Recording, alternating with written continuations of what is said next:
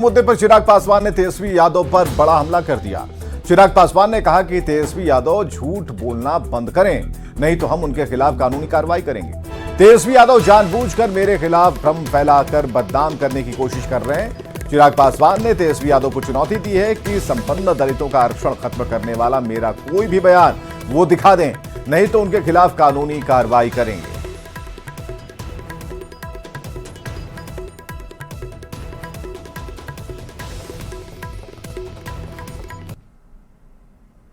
और तेजस्वी जी को उनको मैं इस बात से मैं कहना चाहता हूं कि जो वो मेरे बारे में झूठ बोल रहे हैं ये गलत है।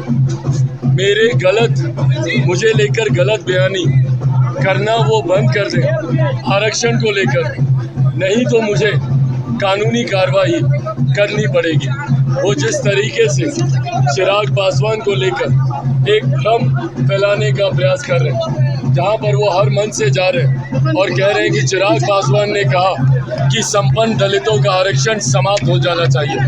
मेरा ये बयान कहीं पर भी ऑन रिकॉर्ड वो मुझे दिखा दें, और अगर नहीं दिखा सकते हैं तो वो इन बयानों को झूठ बोलना मेरी तरफ से वो बंद करें, नहीं तो मुझे इसके ऊपर कोई ना कोई कार्रवाई करनी पड़ेगी।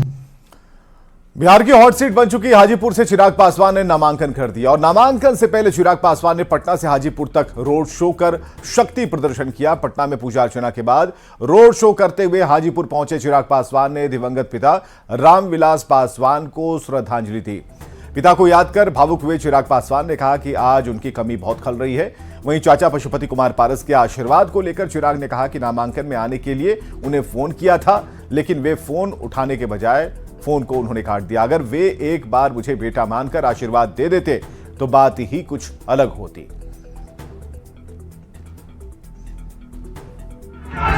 आपके पिता ने रिकॉर्ड तोड़ा था यहाँ से, आपने भी कुछ तैयारी की है कि रिकॉर्ड पिता का तोड़ सके यहाँ से?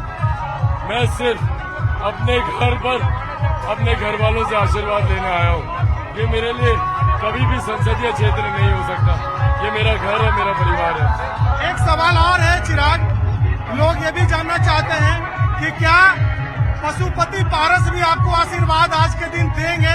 एनडीए को तो वो समर्थन कर ही रहे हैं। मैं चाहता जरूर था कि वो आए, मैंने उन्हें फोन भी किया था, पर उन्होंने ना मेरा फोन उठाया बल्कि काट भी दिया। आज के दिन मैं चाहता था कि वो थोड़ा बड़ा दिल रखते, मुझे एक बार के लिए अपना बेटा मानते और आशीर्वाद देना। देश के रक्षा मंत्री राजनाथ सिंह सारण में बीजेपी उम्मीदवार राजू प्रताप रूडी के नामांकन में शामिल हुए। नामांकन के बाद आयोजित जनसभा में राजनाथ सिंह ने संबोधित करते हुए केंद्र की नरेंद्र मोदी सरकार के काम की तारीफ की, लोगों को यकीन दिलाया कि भारत की सीमाएं पूरी तरह सुरक्षित हैं।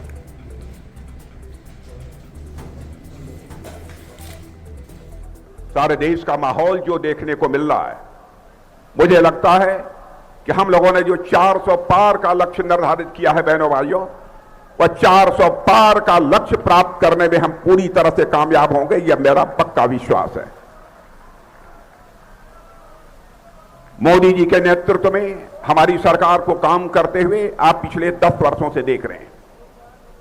बहनों भाइयों, चाहे कोई दावा कुछ भी करे, लेकिन इस सच्चाई को कोई मां का लाल नकार नहीं सकता है।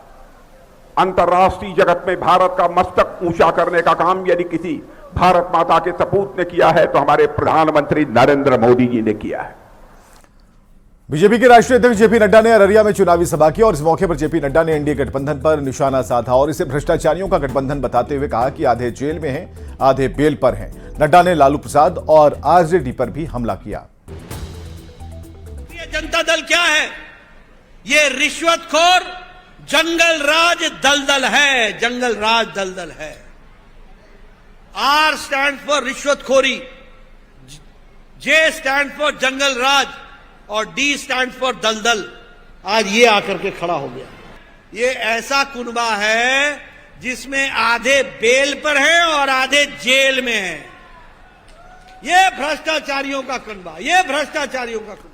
जेपी नड्डा ने अररिया में चुनावी सभा के दौरान एनडीए गठबंधन पर जमकर निशाना साधा और इसे भ्रष्टाचारियों का गठबंधन बताते हुए कहा कि आधे जेल में है और आधे बेल पर। जेपी नड्डा के बयान पर राजनीतिक बयानबाजी तेज है। बीजेपी के राष्ट्रीय अध्यक्ष आदरणीय जेपी नड्डा जी, आप बिहार में 2 चरणों के मतदान के बाद पूरी तरह से गड़बड़ा गए हैं और भयभीत हैं।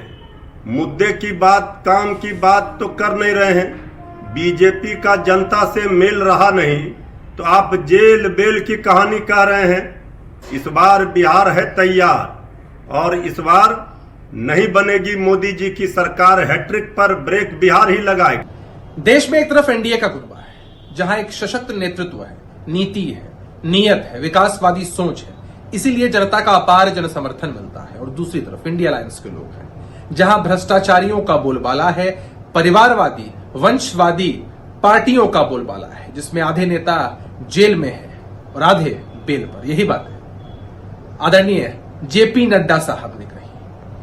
भारतीय जनता पार्टी के नेतृत्व में चल रही एनडीए की जो सरकार है, उसने हमेशा देश के विकास के लिए काम किया है। मोदी काल कहर काल से गुजर रहा है। नड्डा जी कह रहे हैं कि भ्रष्टाचारी जेल में है, जबकि 2 निर्दोष मुख्यमंत्रियों को उन्होंने जेल में रखा है। कंस भी यही कहता था कि जितने लोग जेल में गए हैं वो धार्मिक नहीं है, जबकि उस समय धर्म और अधर्म की लड़ाई थी।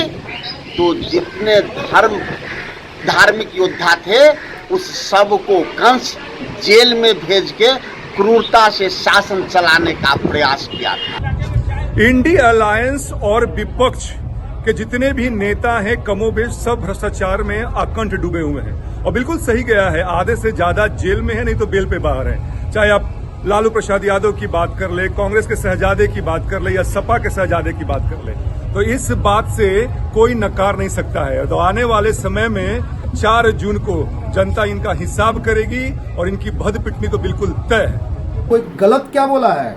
इंडिया अलायंस जो ये फ्रैक्चर अलायंस है, इस अलायंस के जितने भी नेता हैं, चाहे राहुल गांधी हो, सोनिया गांधी हो, लालू यादव हो, तेजस्वी यादव हो, मीसा भारती हो, ममता बनर्जी हो, जो भी लोग हैं, सारे इंडिया अलायंस भ्रष्टाचार में आकंठ हैं और डूबे हुए हैं। न्यूज 18 के एक्सक्लूसिव इंटरव्यू में गृह मंत्री अमित शाह ने पीएम मोदी को देश का सबसे सफल प्रधानमंत्री बताया है। जितनी आबादी उतना हक के सवाल पर गृह मंत्री अमित शाह ने कांग्रेस को पिछड़ा विरोधी पार्टी बताते हुए पूछा कि कांग्रेस ने देश में 55 साल तक राज किया, तब उन्होंने ऐसा क्यों नहीं किया।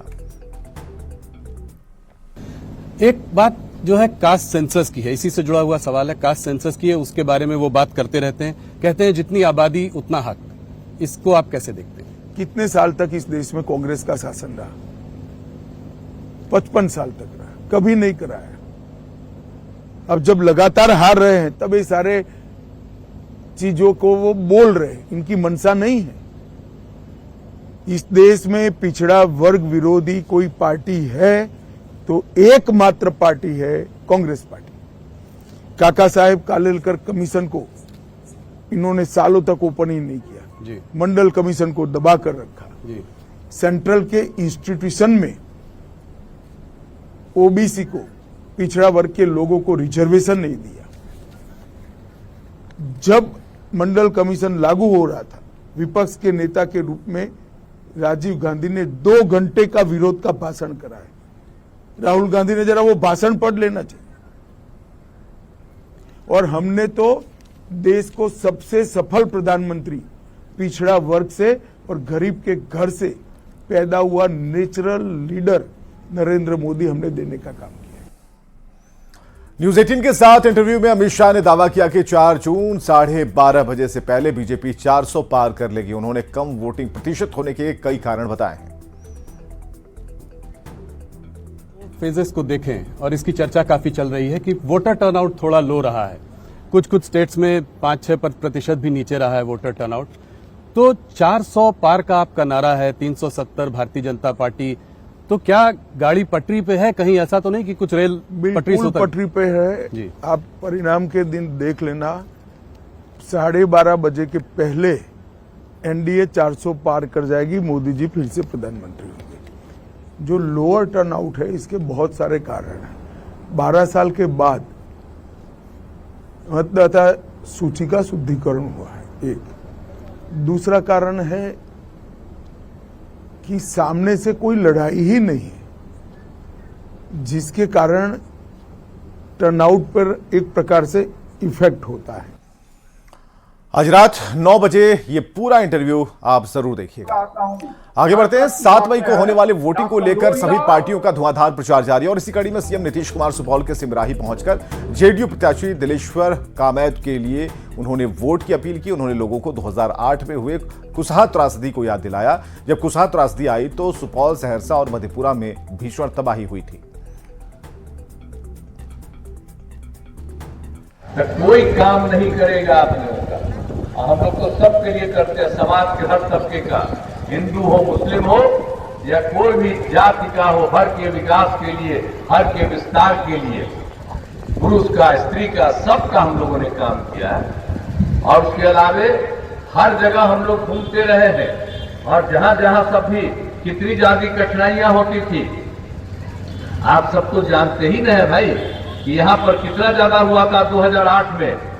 तो आप जानते हैं जो भी कोसी नदी का बांध टूटने से भीषण बाढ़ आई थी तो पूरे इलाके में तीनों जिला में हम लोग घूम रहे थे, सहरसा, सुपौल, मधेपुरा, और उसके लिए हम लोगों ने काम करना शुरू किया।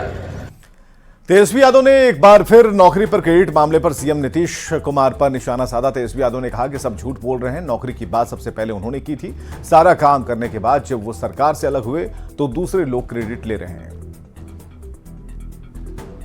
कम से कम मेरी बात को ही वो बोल रहे हैं, लेकिन बिहार की जनता या देश की जनता से पूछो कि सबसे पहली बार 2020 में किसके मुंह से सुना था 10 लाख नौकरी का? किसका एजेंडा था? भाजपा के लोग तो उस समय बोलते थे नौकरी नहीं देंगे, 19 लाख रोजगार की व्यवस्था कराएं। अरे इन लोगों को कुछ काम है नहीं, दिन भर झूठ बोलना है। हम 5 लाख नौकरी दिए, 3 लाख प्रक्रियाधीन है। जब से हम बोले प्रक्रियाधीन है 3 लाख, तब से ये लोग बोले कि हम दे देंगे, हम दे देंगे। वो तो कर ही क्या आए हैं हम।